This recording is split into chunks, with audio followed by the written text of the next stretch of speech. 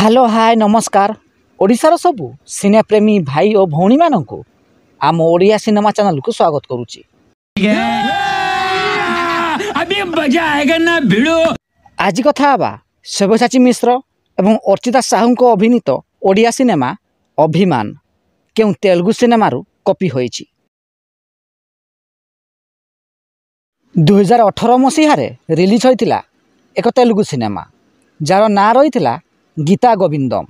यही सिनेमाटी 2018 मसीह सुपरहिट होइतिला।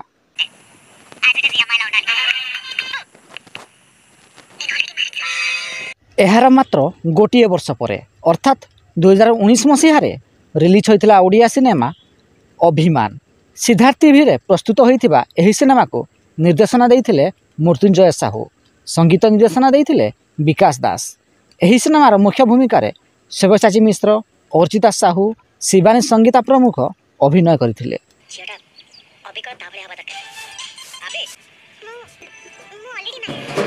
जदि वीडियोटी पसंद आस्ताए तेबे लाइक, शेयर और चैनल टी को सब्सक्राइब करंतु।